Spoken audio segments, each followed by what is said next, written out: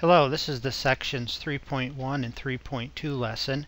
In chapter 2 we introduced the idea of discrete random variables, and discrete random variables have ranges that are either finite or countable. And in this chapter we're going to introduce the idea of continuous random variables. And many of the ideas related to continuous random variables are the same as for discrete variables. The only difference is that with continuous random variables we're going to integrate rather than add. Section 3.1 we're going to motivate some of the basic ideas of continuous random variables, and in section 3.2 we're going to give formal definitions. Okay. So to motivate the ideas behind continuous random variables, let's consider this random experiment. Suppose we select an M&M candy and measure its mass. Let's let the random variable x denote the mass of the candy.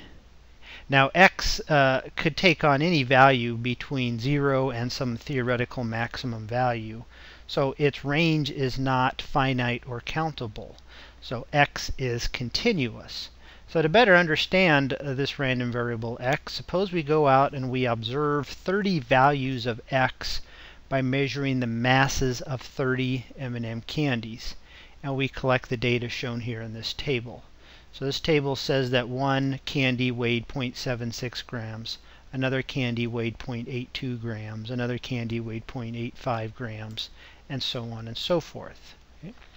So to try to analyze this data to better understand this random variable x, we're going to first construct what we call a relative frequency distribution. And this is going to be very similar to the relative frequency distribution that we calculated back in chapter 2 with just some slight differences. The idea here is that we're going to divide the overall range of data values into several subintervals or bins or classes. These three words all mean the same thing. We'll use either subinterval or bins, but other books and software use the term classes. And then we're going to count the frequency of each of those bins or subintervals. Now for this example we're going to use 10 bins. There's nothing magical about that number. It's just a nice number that we chose to use. We could use more or less, but we're going to use 10 in this example. Okay, so the next thing is we're going to calculate the bin width. And this is done by taking the maximum data value, subtract the minimum data value, and divide by the number of bins. So in this example the max is 0.94, the min is 0.76, divide by 10, and we're going to round that off to 2 decimal places, so 0.02. So next we're going to construct a table, and the first column of this table contains our different intervals or bins. The lower limit of the first interval is going to be a number a little bit less than our minimum data value. So we're going to start at 0.75. The upper limit of this interval is going to be the lower limit plus the bin width of 0.02. So this first interval goes from 0.75 up to 0.77. Notice that we include the right endpoint but exclude the left endpoint. Our next interval goes from 0.77 up to 0.79 and down the list. Next we count the number of data values in each one of those bins. So we just look over our data and we observe that there's exactly one data value between 0.75 and 0.77, including 0.77 but excluding 0.75. There's 0 in this interval, there's 2 in this interval, and on down the table. And next we calculate our relative frequencies, where we take each frequency and divide it by the total number of data values, which is 30. And so this table right here is called the relative frequency distribution of the data. Next we draw a picture of that relative frequency distribution in the form of the relative frequency histogram. And this is very similar to the histograms that we drew back in chapter 2. The vertical axis is labeled relative frequency. On the horizontal axis we put our different values of x. And then for each one of our bins or subintervals, we draw a vertical bar with height equal to the relative frequency. Now the midpoint of that bar is the midpoint of the subinterval. So the midpoint of that first subinterval is 0.76. That's where our first bar goes. And so we have one vertical bar for each of our subintervals.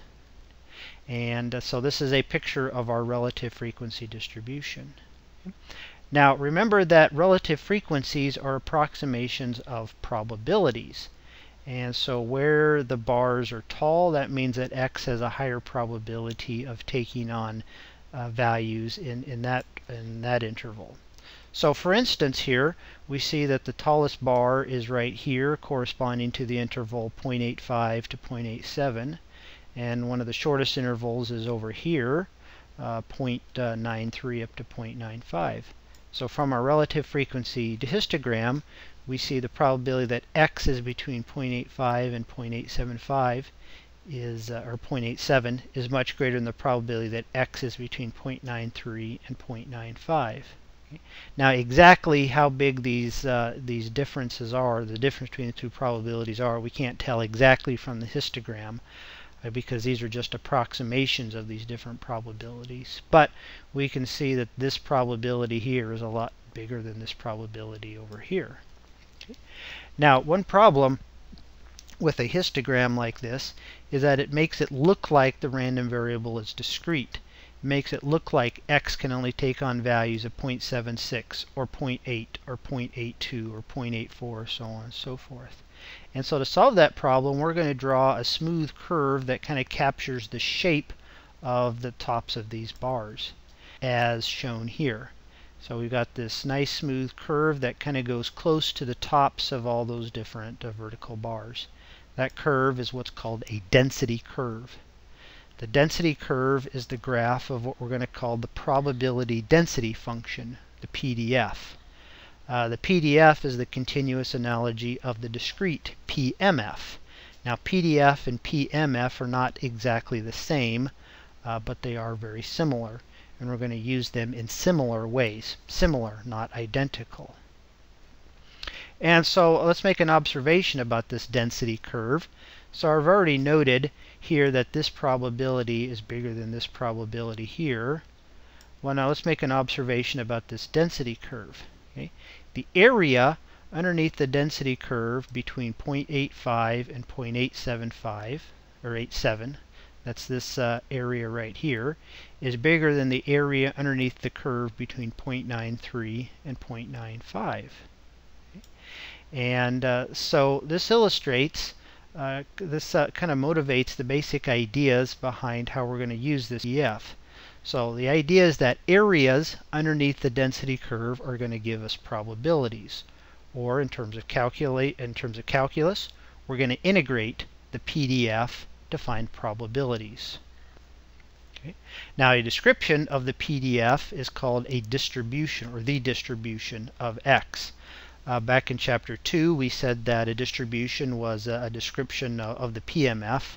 Well, kind of the same idea here, only instead of describing the PMF, we're describing the PDF. In chapter 2, a distribution could take the form of a graph, a table, or a formula.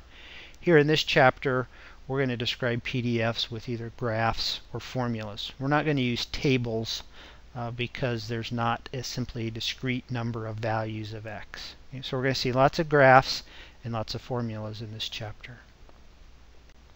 So now our first definition from section 3.2 is a formal definition of a continuous random variable and the associated PDF. So a random variable is said to be continuous if there exists a function little f called the PDF, which is continuous for all but a finite number of points and satisfies the following three properties.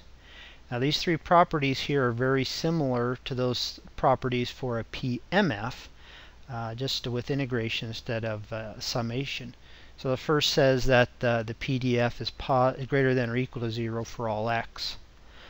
Second of all, says that if we integrate the density function over all values of x, we should get 1. The third is a property that tells us how we're going to use the PDF to calculate probabilities. It says the probability that x takes on values between a and b is equal to the integral of f over the interval from a to b. Now these three properties are illustrated here in this graph. So here what we have is the graph of a density curve. This is the graph of a PDF. And now not every density curve has to have this shape, but this is a very common shape that we're going to talk more about later on in this chapter. So the first property says that this density curve has to be above the x-axis. Second says that the total area underneath that density curve has to be equal to 1. The third says that to find the probability that x is between a and b, we simply find the area underneath the density curve between a and b. So again, areas underneath the density curve are going to give us probabilities. Now, likewise in Chapter 2, we defined the CDF, the cumulative distribution function, and we're going to define it similarly here. So the CDF is defined to be this. It's denoted capital F of x. It's the probability that capital X is less than or equal to little x, and it's defined to be the integral of the density function, the PDF, from negative infinity up to x. Now we just change the variable of integration here from x to t so that we don't confuse this variable of integration with the upper limit of integration. So graphically, here's our density curve. The value of the CDF is the area underneath the density curve to the left of x. Now, one important relationship between capital F and little f is that the derivative of capital F equals little f. And that's true simply by the second fundamental theorem of calculus. This is a relationship that we're going to use later on in this chapter. Okay. So to illustrate these ideas, let's look at this example. Suppose that x is a continuous random variable with range 1 to 2.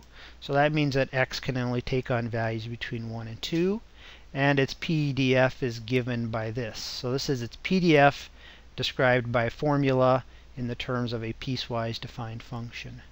So it's equal to 2x minus 1 for x between 1 and 2 and 0 elsewhere. So it's going to be very common to see PDFs that are non-zero over only a finite interval and then 0 everywhere else. So one of the first things we like to do with a PDF is to sketch its graph. So this graph is the density curve, and the density curve tells us a lot about the random variable. First of all, remember that areas underneath the density curve are going to give us probabilities. So like here for x close to 1, there's not a lot of area. That means there's not a large probability that x is going to take on values close to 1. However, for x close to 2, there's a lot of area. So that means there's going to be a higher probability that x takes on values close to 2. For x less than 1 or greater than 2, there is no area underneath the density curve. So that means the probability that x is less than 1 or greater than 2 is 0.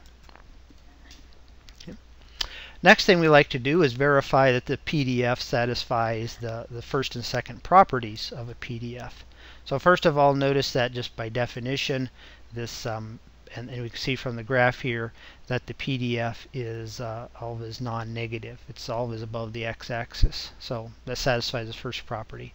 Second property, we need to integrate the density function over all values of x. So negative infinity, positive infinity. But we really only need to integrate from 1 to 2 because that's the only interval over which the PDF is non-zero. So we integrate that using the fundamental theorem of calculus, and we get an area of 1. So there it satisfies the second property.